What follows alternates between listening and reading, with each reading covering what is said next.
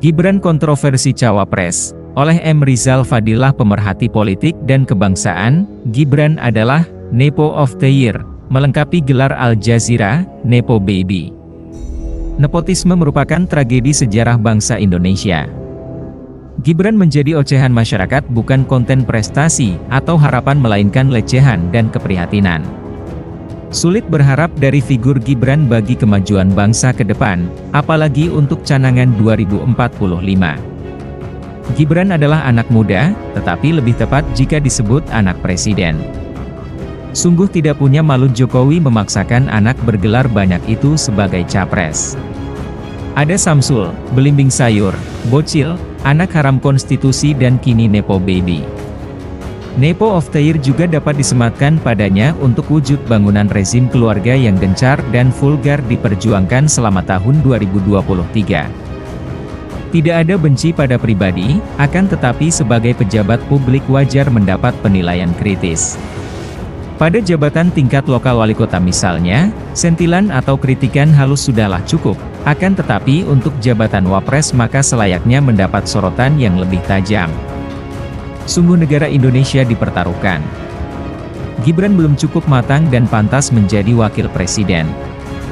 Ketimbang jadi tuntunan akan lebih berpeluang jadi tontonan. Gibran dan pasangannya bisa saja menang dengan bermodal kekuasaan ayahnya. Kelicikan dapat dilakukan. Ini yang dikhawatirkan pada Pilpres saat ayah berkepentingan untuk sukses anak. Kasus MK yang meloloskan Gibran menjadi bukti kuat bahwa kelicikan berhasil dan telah dimulai.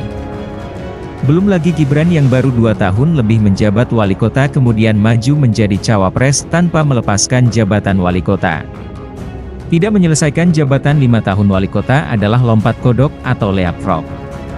Cara kerja yang tidak bertanggung jawab bahkan tamak atau haus kekuasaan. Tidak ada kebaikan dari ketamakan. Bahkan agama Islam menggambarkan bahaya tamak pada kekuasaan. Dalam Quran Surat Muhammad 22-23 ditegaskan bahwa orang tamak pada kekuasaan itu akan melakukan kerusakan di muka bumi, hilang rasa kasih sayang dan buta tuli pada kebenaran. Mereka dilaknat Allah Subhanahu wa Ta'ala. Kita tidak bicara Prabowo Gibran yang bisa dikalahkan, melainkan anggapan bahwa kecurangan atau menghalalkan segala cara berhasil memenangkan pasangan rentan itu. Apakah rakyat akan bisa menerima begitu saja? Belum tentu. Perlawanan hukum skeptis karena akan diganjal sahabat dan keluarga MK, perlawanan politik lebih memungkinkan. Bukan hanya pendukung Anies Muhaimin yang mungkin bakal ngamuk tetapi juga pendukung Ganjar Mahfud. Slogan curang perang berkumandang. Bisa saja bukan Prabowo magnet kecurangan itu akan tetapi Gibran. Meskipun demikian sebagai objek kepentingan besar Jokowi, Prabowo tetap ikut andil atas peracunan demokrasi tersebut. Prabowo adalah katalisator. Gibran disebut Nepo Baby oleh Jazeera dengan makna bersayap tetapi tetap negatif.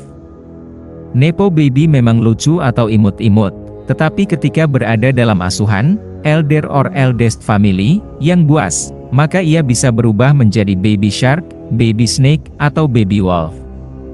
Dan ketika dewasa maka hewan itu pasti menjadi predator pemangsa sesama. Gibran senang berada di kebun binatang sebagaimana saat debat. Berburu pajak.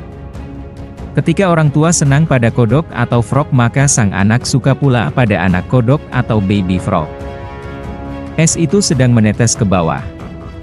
Indonesia dalam bahaya. Kebodohan politik ada di depan mata.